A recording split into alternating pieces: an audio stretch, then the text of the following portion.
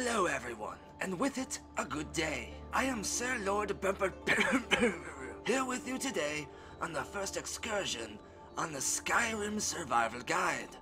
Make sure you grab your mead and maybe even a hit of skooma or two as we take that decade-old arrow out of our knee and tally forth, I dare say. While we are on our excursions, we will go into details about the flora and fauna we will discover. I will go into detail about all the bestiality that we will see. I'm sorry, bestiality that we will see. With my great expertise at almost dying due to all of these various things, I can go into detail about what works best while encountering these various creatures, and provide a bit of scientific background information on them as well, even though most of you may not give a shit about any of that. As your guide, I'll use my years of experience touring Tamriel to make sure you are fully prepared for your adventures to come.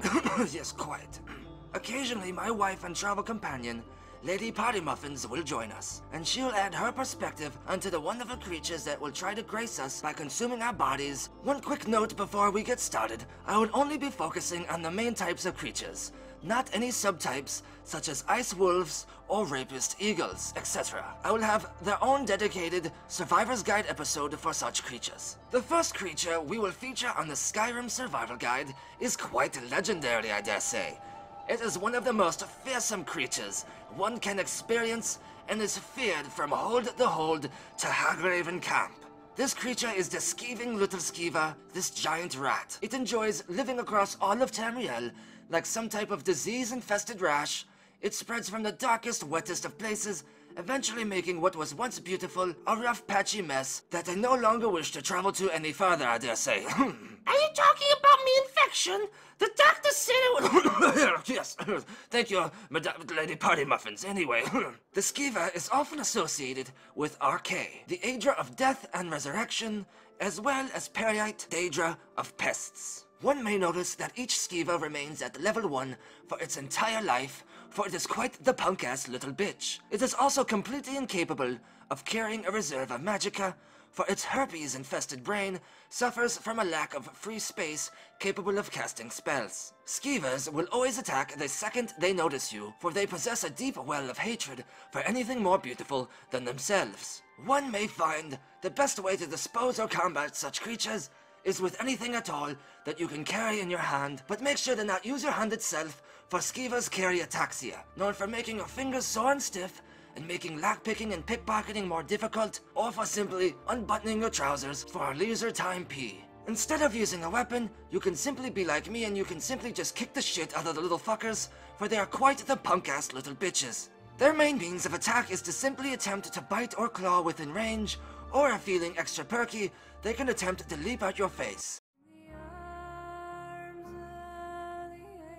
The most deadly aspect about the skeever, however, is both its lack of personality and the fact that it literally consistently drools herpes from its mouth at all times. After dispatching such hideous things, one may be excited to find a small amount of gold, a ring, or even a precious gem, depending on your character level. I believe skeevers have these items because they steal them and they are too lazy to get a job, and they spend more time applying for welfare than they do actually looking for work. You will also have the rare chance to find a Daedric heart from one of these things, and I have no idea why, and I don't want to find out either. Please don't ask me. Get the hell away, stop asking me, please. Skeever meat is also fine to eat if cooked, but it must be cooked thoroughly, almost to the point of being charred, and the tail, if eaten, will allow the consumer to discover the tail is quite useful for creating poisons, as I discovered one misguided summer in my youth when I spent the time eating skeever tails. Unfortunately, I left the skeevers alive after I consumed the tail.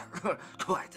It looks quite cuddly, it does. Let's capture one for a pet. Yes, quite. I'd still want to eat its tail, though, methinks. Anyway, moving on, Lady Party Muffins.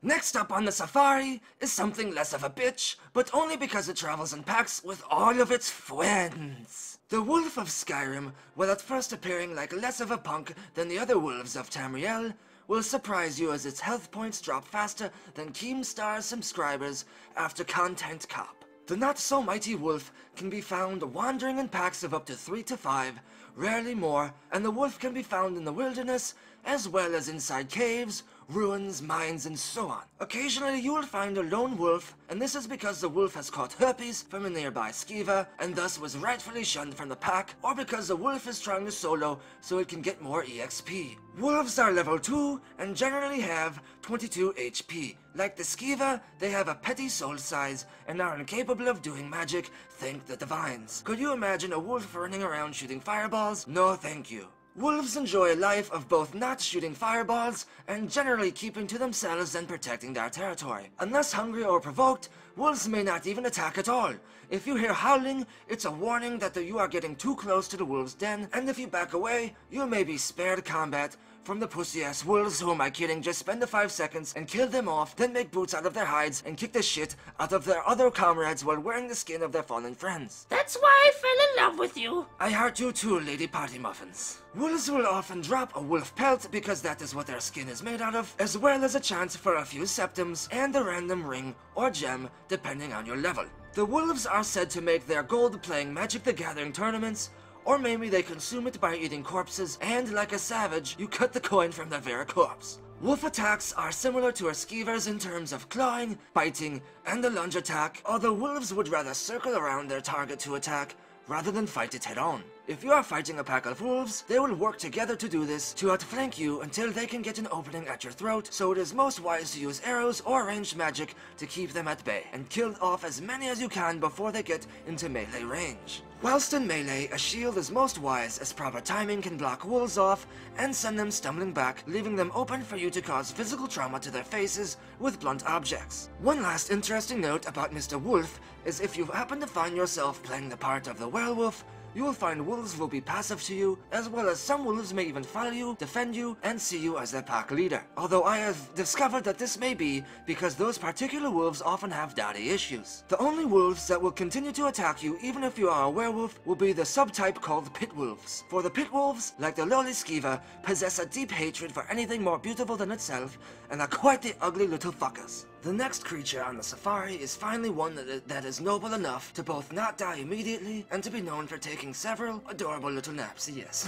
One first thing you may notice while being eaten by the majestic bear is that it is far more powerful than the bears you have discovered by being eaten by the bears from the rest of Tamriel. While the opportunity exists to find bears almost anywhere in the wilds, you have a much higher chance at finding these beasts at higher altitudes and mountainous biomes, and the occasional cave or two depending on the season, as most bears hibernate in caves during the winter months. One of the reasons the bear is my most favorite creature is because most of the times you run across the bear, it is either napping somewhere right in the middle of everything, not giving a fuck, or is trying to devour a lesser creature, also not giving a fuck. The bear, like the wolf, is very territorial and will only likely attack if you wander too far into its den. However, unlike the wolf, the bear is less likely to give warning and much more likely to simply eat your face once it feels threatened. The bear deals a lot of damage and has a decent amount of health as well at 260 HP. The best bet to take on a bear is to try and get a sneak attack by using a bow for the added damage, and try to spam as much ranged damage as possible, because if the bear gets too close, it'll soon be pooping you out later that day. Now, if you manage to kill one of these creatures, which happens to be one of my favorite creatures, first of all, fuck you, and second of all, you'll be able to harvest its pelt and its claws, as well as get a small chance for gold, a gem, and a ring. Bear pelts often sell for a handsome profit, or can be broken down for a decent amount of leather. The fact that wildlife has gold, gems, and rings so commonly in Skyrim makes me think the wildlife has a very good union in place, or they are being paid by someone to act as spies. Sadly, we are done talking about bears, but oh, what's that sound? The avid Tamriel explorer might recognize it, as the plant sings almost the same song no matter where you go. The Nirnroot, while polite enough to both glow and hum to announce its presence, is not polite enough to announce that it'll dissolve your insides if you eat raw Nirnroot. Along with its useful alchemical properties, when cooked for a long time, Nirnroot is a secret ingredient often used by chefs all over Tamriel. Most commonly used in stews and soups, where the plant can cook over long periods of time, allowing it to be safe to eat. Nirnroot was said to a long time ago on Tamriel and the rest of Nirn to be quite common. However, an event known as the Sun's Death, when the Red Mountain erupted, caused the sun to be blocked out, and most Nirnroot to die off, and it's believed the remaining Nirnroot have evolved either from help by ash that was absorbed into the soil to give Nirnroot regenerative properties, or some other event. Nonetheless, Nirnroot is rare but quite useful. Now I have explored every depth and crevice and wet hole around Skyrim, and I've discovered all the places where you can find Nirnroot, and I'll share it with you now. Alright, sorry, here's the list.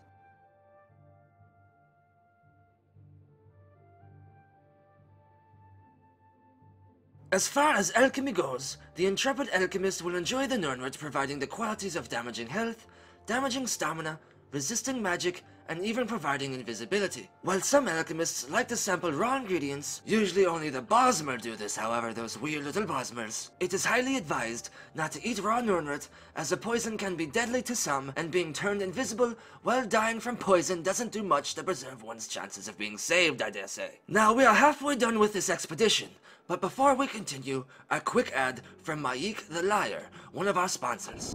Maik wishes you well. Well, I love Maik the Liar. He told me I was beautiful, he did.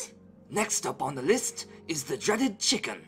As you may notice, the chicken sports a close resemblance to the dragons invading Skyrim, making it very clear that the quiet and lowly chicken is actually an active duty dragon spy.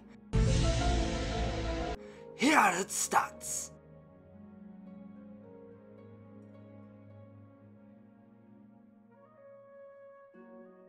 You can find most chickens near homes and villages, and if there is a chicken, there is often always a nest nearby with a newly laid egg that you can snatch up like some petty-ass starving thief eating the young of the poor chickens. The chicken egg has use in both cooking and alchemy, and if you kill the chicken itself, you can be the first one to discover that the chicken breast you harvest from its corpse can indeed be eaten. Yes, it is true, the chicken can be eaten. One strange and last thing I learned about the chickens in Skyrim is that people really fucking love chickens here, and trying to harm or kill a chicken will earn you a bounty of 45 gold. Needless to say, the chickens are spies and should be avoided at all costs. Kill them all, kill the fucking chickens. Unlike the majestic chicken, the very unmajestic hawk flies around Skyrim, not doing much of anything, and they don't even attack the player or even react to anything they do because they too are a little punk-ass bitch. In fact, the hawk is so useless that Skyrim itself doesn't even consider the hawk a creature, and instead the game classifies it as an animated object that just happens to be mobile. Kind of like a slightly more special or maybe not so special rock or bush. When moved off of its path, whether by arrow or dragon shout or even any type of AoE that applies enough force, the hawk will lose its object status and gain corpse status. Become a corpse dropping from somewhere near where the hawk was knocked from air, and it doesn't always make sense where the hawk will land. That is why sometimes hawks' corpses don't exactly land where they should. Thank you, Pompeii. The fact that hawks can break the laws of physics in this way terrifies the shit out of me and makes me want to die. Even worse, after killing a hawk, if one waits around a little too long, they will witness the horrifying sight of the very same hawk simply spawning back in its nest and continuing to fly its hellish, repetitive route in the sky. Yes, only this time, horrifyingly being immortal, dooming us all to watch our new overlord circle above us until the end of time. Yes. If one can overcome their fear of our new god, the dreaded glitch hawk, they can find its feathers and beak can be used for alchemy ingredients. Let's move on to a less threatening flying creature, shall we? The blue butterfly. This majestic and beautiful somber creature comes to us from a blue world, where everything is blue, like him, inside and outside. If one is such a horrible person, they may even grab the blue butterfly from the air, tearing it in half, while laughing maniacally in the air in order to use it for alchemy ingredients. When you rip a butterfly in half, you get 2 halves. 1 half each, I say. Shut the fuck up, damn it. Now, if you acquire the following alchemy properties, you can look for these beautiful little fucks around these locations. But you can also have a good chance at finding them anywhere where the temperature isn't too cold, for they will simply freeze and drop out of the air and shatter into little teardrops. Last on our safari, and rightfully so, is the troll. These creatures, while not very intelligent, are like bears on steroids, running on 2 legs as fast as a Skoomaed out gorilla and twice as strong, and with 3 times as much sexual aggression, I dare say, and 4 times as diseased. Nature hates us all so much that she's cursed us by providing these little creatures with 3 eyes and 2 penises. The trolls use their 3 eyes and 2 penises to be even more annoying and dangerous. Their 3 eyes allow them to see our horror and despair as they eat our faces in high-def 4K. Nature pisses on us even further by allowing even the lowest trolls the ability to regenerate their health. Due to this, it is highly advised to use fire spells and fire-enchanted weapons on trolls, as not only trolls are weak towards fire, but the flames will do consistent damage to the trolls' horrible little bodies. The fire will prevent their regenerative abilities to work as they normally would, and their health will not regenerate as you try to end their miserable little lives. But don't worry too much, as most trolls are weak to not only fire, but any kind of magic in general, as well as various poisons. The best plan would be to try not to let the troll get too close, as it'll tear you up, often knocking you back and off balance by throwing itself at you, using its entire body as a weapon. And trust me, you don't want these things touching you. Imagine the stuff you find under your stove, only more furry and much more alive, I dare say. While some trolls can indeed be found wandering about uselessly in the wilds, most prefer darker areas such as caves, mines, or even ruins. That way they are out of sight and they don't have to hear anyone make fun of how ugly they are, because these are some sensitive little flower fuckers. Trolls, like most stupid little things, love shiny objects and often collect and hoard them. Because of this, you can find up to 18 gold on them, as well as a better variety of both gem and ring. I've even found enchanted rings wasting their abilities on one of these little useless creatures after I killed them. If you're an alchemist, you can find use in harvesting fat from the troll's fat ass. Troll fat is useful in both damaging health and causing enemies to frenzy and attack each other in disgust over how horrible it is to be covered in fat from one of these gross-ass bacon grease marinated creatures. And with that, my friends and family in Elder Scrolls Nation, our very first episode of the Skyrim Survival Guide comes to an end. Now, I do say I hope you have enjoyed all the time you spent with these glorious, or possibly horrible, little creatures. Now, what we want to know is, what was your favorite creature? Which creature or plant would you want to see in the next episode of the Skyrim Survival Guide? I will base the next episode directly off of your comments, so this is going to be a highly interactive experience, unless you've taken too much skooma, in which case I doubt I will be able to interact with you at all. If you liked our time together today, and if you want to reserve a spot on the next safari, make sure you like the video and subscribe to the channel. And to make sure the safari continues, share this video on your Faceboobs and your favorite gaming Reddit or forum, so you can help build up Elder Scrolls Nation, and show Bethesda just how much Elder Scrolls is loved and followed. And as always, thank you for watching.